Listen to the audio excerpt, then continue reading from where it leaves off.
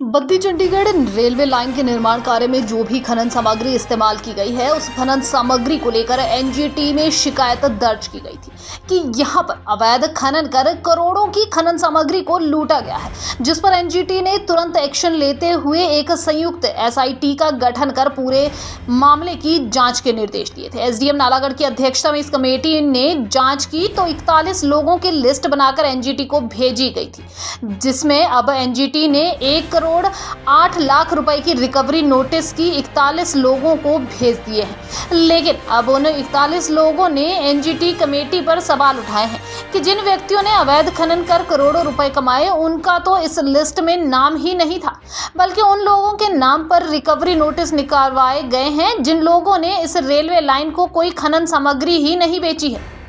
पीड़ित लोगों ने एनजीटी द्वारा गठित की गई कमेटी पर ही सवाल उठाए हैं कि राजनीतिक दबाव के चलते जो बड़ा माफिया इसमें करोड़ों रुपए लूट चुका है, उसका तो लिस्ट में नाम ही नहीं डाला गया है, और जिन लोगों ने यहां मिट्टी या कोई खनन सामग्री रेलवे को नहीं दी, उनके नाम के लाखों के नोटिस जारी कर दिए गए हैं।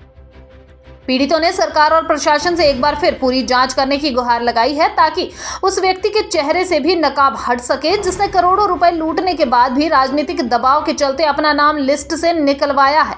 पीड़ितों का कहना है कि वह अपने घरों को रेत बजरी लेकर जा रहे थे तो पुलिस द्वारा उनकी माइनिंग एक्ट के तहत 1-1.5 साल पहले चालान काटे गए थे, और दुख की बात यह है कि जिन लोगों के चालान माइनिंग एक्ट में काटे थे, उन्हीं लोगों के नाम की एसडीएम द्वारा एक लिस्ट तैयार करके एनजीटी को भेजी गई थी, जिस पर अब निर्दोष लोगों को लाखों की रिकवरी के नोटिस निकल गए हैं। उन्होंने एनजीटी से भी गुहार लगाई है कि इस पूरे मामले की निष्पक्ष जांच करवाई जाए, तो उसके बाद ही साफ हो पाएगा कि असल में खनन माफिया कौन था और किसने करोड़ों लूटकर सरकार को चूना लगाया है। सर, जो ये मैनिंग डिपार्टमेंट ने ये गरीब लोगों के ऊपर थोप दिया ना, 5 लाख इसी पे 10 लाख इसी पे 15 लाख, ये सरासर नाजायज किया। जो मेन मुखिया है गुरदयाल सिंह फौजी, कल्याणपुर छज्जू राम का लड़का है, मैं उसके साथ 1 साल तक काम किया। परमिशन भी थी, परमिशन का जो रॉयल्टी भरी हुई है वो क्रैशर वालों ने भरी हुई है। माल गिरा है रेलवे में, मेरी 25,000 रुपया सैलरी थी, मैंने 1 साल काम किया। जब वो गलत काम लगा करने मैंने छोड़ दिया। सारा जितना भी खनन किया हुआ है गुरदयाल सिंह फौजी ने किया हुआ है, उसका तो नाम ही नहीं आ रहा। जो इसके एविडेंस हैं, प्रूफ है, वो हमारे पास पड़े हैं। मैं तो इतना ही कहना चाहता हूँ एसडीएम सर से कि इन गरीब पब्लिक को ही बददुआ मत लेना, इन गरीब पब्लिक को मत मारना। जो मेन सरगना है वो तो छूट गया, उसका तो नाम ही नहीं इसमें है। ये 4 महीने के बीच में शुरुआत में 1,43 लाख रुपए की माल गिरा गुरदयाल ने इसके पास। 10-10 लाख की 8-8 लाख की बिल मैं खुद चंडीगढ़ से पेमेंट कैश लेके आता था इसके पास। किसके पास गिरा?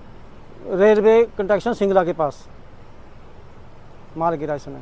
सारा मिट्टी जितना भी खनन किया, लंडेयाल में, शीतलपुर, कलिंदुआल, कल्याणपुर, 10 माजरा नदी में, सारा इसने खनन किया हुआ 4-4 मशीनें लगा के।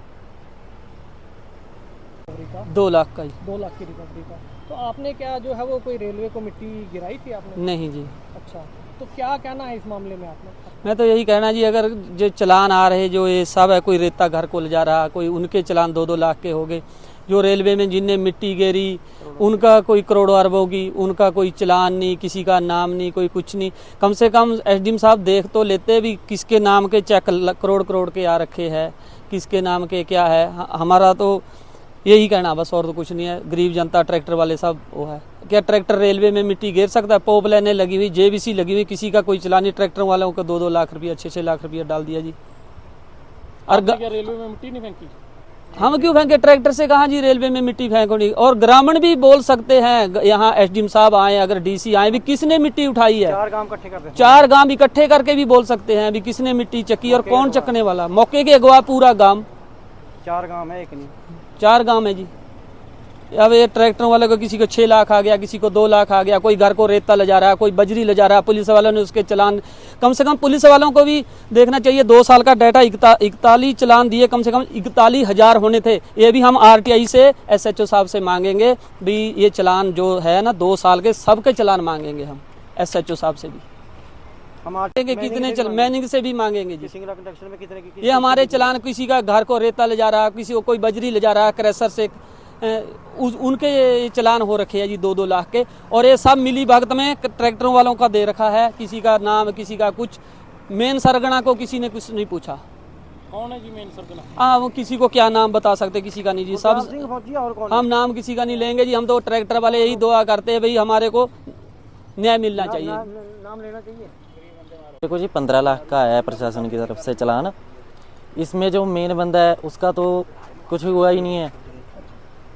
मैं यही चाहता हूँ एसडीएम साहब से कि ये आप सिंगला कंस्ट्रक्शन से एंट्रियाँ निकलवाए जिसके खाते में पेमेंट हुई है।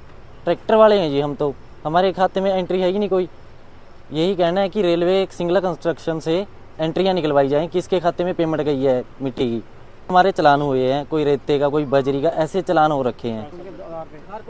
उसके आधार पे उठा के एसडीएम साहब ने हमारे ऊपर डाल दिया है।